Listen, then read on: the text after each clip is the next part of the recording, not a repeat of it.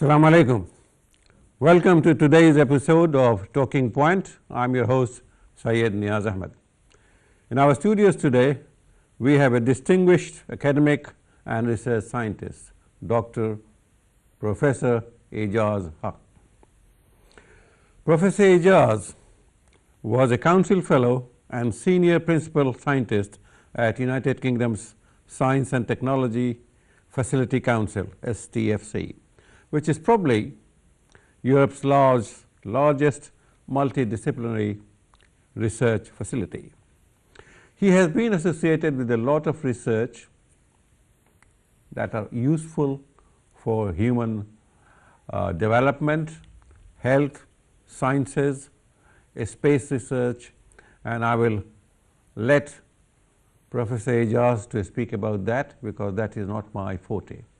Welcome to the show. How are you, sir? Thank you very much for inviting me to your talking point. It is a great pleasure to be here. Professor Ejaz, where did it all begin? You have a very interesting life so far and very hectic, very full of researches and full of academic work. How did the journey start? I know it started somewhere in Dhaka, but... It did indeed. I mean, on reflection, I'd say that my interest in research actually grew at Dhaka University. I was at the Applied Physics and Electronics department, and as a master's student, I embarked on a thesis on microwaves. Part of your master's degree? Yes, as a part of the degree there. So I did a thesis on microwaves. First, we're very familiar with microwave ovens and cookers that we have in our homes. It's got some similarity. In fact, the basic principle is the same. In the microwave that you have at home, there is a device called a cavity magnetron. So you throw some electrons into this cavity, and the rotating magnetic field oscillates the electron bunch.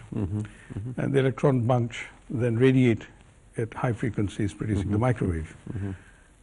And that microwave then impinges on your food, and the water molecules get vibrated by the microwaves, and that creates friction, and that's how your food is heated. Right.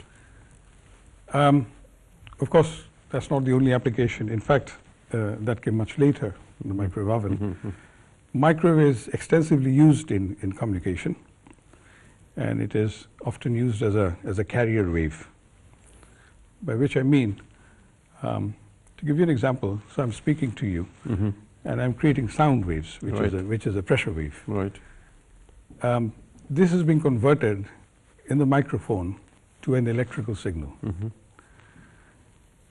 And that signal is encoded in the microwave, which is generated elsewhere. And then you transmit the microwave via an antenna to whatever distance you want. And then at the receiving end, you also have another antenna where you deconvolute it. So you deconstruct it, the signal from the carrier, and then you process it. I beg pardon. Okay. So it is a bit like a horse and a rider, if you like. Right. So the purpose is not to take the horse from A to B, but to take the rider. But the rider rides the horse, and the horse is the carrier. So when you get to the other end, the rider dismounts and you get rid of the horse. Well, not quite, but so it's a very good example. Yeah. So I embarked on this thesis, and I worked on some aspects of microwaves, some components used for processing microwaves. And I'm talking about 1981, when it was very topical, this particular area. But unfortunately, although I had very accomplished teachers, they were not experts in this particular field.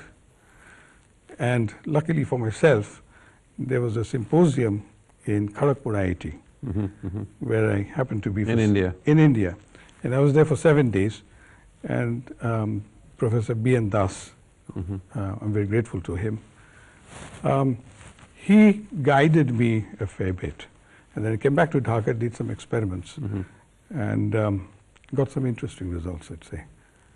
So that was my It was full of challenges, particularly the theoretical part was okay. I could do the calculations. But to put it together, make the components, we didn't have enough facilities to do that. But was your research ever used for practical purposes? Was it applied? No, actually, it's an interesting question. At that level, no. I was trying to understand, how microstrips work, how antennas work, how you can put these together and test them out and see. And I was using unconventional methods to actually put them together. So the title of my thesis was An Inquiry into Microstrips. Yes, an inquiry. An inquiry into microstrips, trying to understand the electromagnetic waves and how it interacts with matter and what have you. Then, alhamdulillah, you got started teaching, and then you came to Cambridge? That is correct. I taught for a year at the Department of Applied Physics and Electronics, and then I came to Cambridge in 1984, October 1984 I was there. And what was the topic of your research, this doctoral research? I was at the Cavendish Laboratory, and as you know, that this is a world-leading laboratory. I was very, very privileged to be there. It has a great tradition, and they've laid the foundation of science. I'm not wrong in saying this is not an overstatement to say that. You had people like Lord Rutherford. The first Cavendish professor was no less a person than James Clerk Maxwell. Electrons were discovered by J.J. Thomson. There was Lord Rayleigh, who had tremendous contributions in optics. You had Watson and Crick, who unraveled the structure of DNA. So the list just goes on. So I was very privileged to be working at the Cavendish Laboratory. You took about 3 years to do this research? Just over 3 years, and I worked on ionized cluster beams. And this was a technique that was introduced in Japan, and there was no investigation on this in Europe. I was the first one to do that. It's a technique for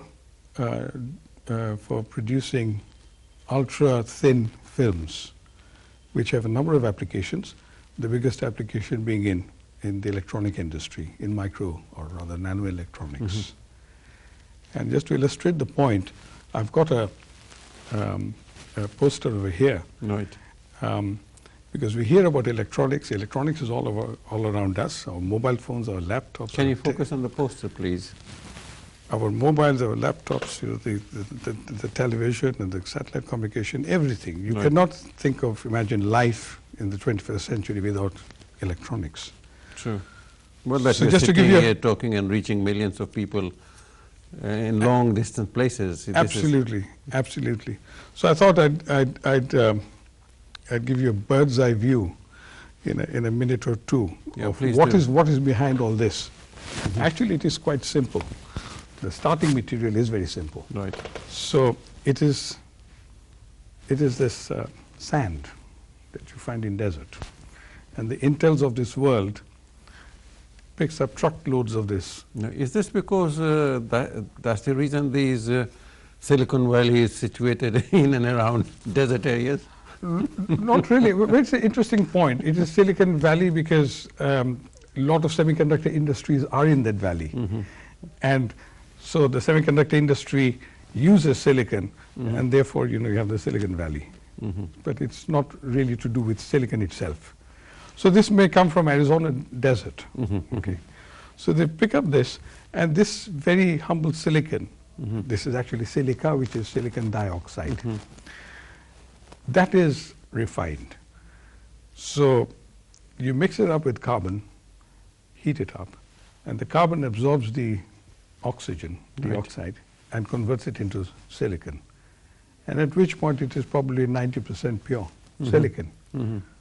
And then you enrich it, and you get to 99%.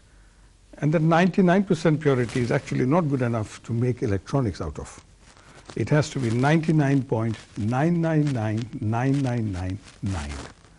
So 1 part in a billion can be an impurity, no more than that. So you can imagine that this humble silicon being used has to be refined to a very sophisticated level before it can be used to construct electronics. So you melt this and then you produce ingots like this. Okay? And then you slice these ingots up into thin wafers. So this is a silicon wafer. And on the wafer, you then print circuits, which is actually a fiendishly difficult task to put literally billions of devices. And what is the size of these wafers normally? You can have 6-inch, 8-inch. The latest is 300 millimeters or 1 foot. So the maximum size you can go on this is 1 foot. And on this wafer, you have, if you zoom in with a microscope, you will find something like this or a variation of this. And this is called a transistor. So in a transistor, you have a source of electrons, you have a gate, and you have a drain. So on the gate, you apply a potential, a voltage, and there's a channel between the source and the drain. Now, the channel opens and closes depending on the voltage on the gate. And that either allows electrons to flow from the source to the drain, or it inhibits, it restricts. You can control the voltage. You can control the voltage. And this is all... So you can make it faster either, and slower. Yeah. So it's either on or off, the transistor. And it is a switch. So the electronics that you see everywhere is all about switches. And the switches are sophisticated switches like this. Right. And going from there to here, or rather, this is an integral part of that, to produce something like this, it's about 300 individual steps. And one could spend a lifetime just researching on any of the steps. So you can imagine the thousands and thousands of man-years that have gone into developing the state-of-the-art electronics. In fact, on the latest chips that Intel has produced, you can have 1 billion of these transistors. But I'm sure that when they're produced for commercial purposes, they don't take that much of time. No, it is not obviously possible to produce them individually. So like I say, that the Intel, the latest chip has 4.3 billion transistors in it. And according to Moore's law, the number of devices doubles every 2 years. So since 1971, so in 2014, it reached over 4 billion devices. And the other thing is to note is this is the channel length. This is called a channel, and this is the channel length between the source and the drain. It is the electron transit time, how fast that electron can actually go from the source to the drain. That determines the speed of your laptop, the speed of your computer, etc., etc. So you have to make them very, very narrow. And when I say narrow, I'm talking about a billionth of or a few billionths of a meter. So you've got a meter, something like that. Divide it into 2, you get half a meter. Imagine dividing it to 1 billion parts, and then 1 part of that is a nanometer. So it is very, very tiny. And then these are then diced from the wafer, and then you have some of you might be familiar when you take apart your mobile or a laptop, you'll see inside devices like this. But essentially, this is all there is. But of course, there is 1 or 2 other material that is used, like gallium arsenide, 3,5 semiconductors, etc.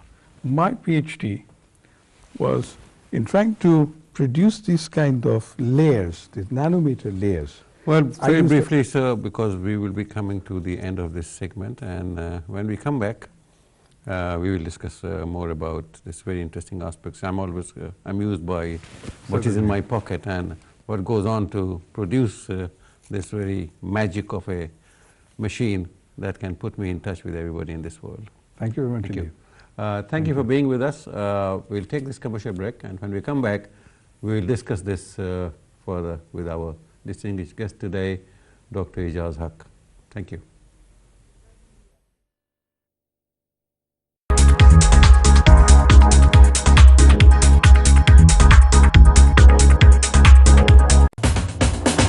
আপনারা দেখছেন talking point, সৌজন্যে sap সলিসিটরস, যে কোনো আইনি পরামর্শের জন্য।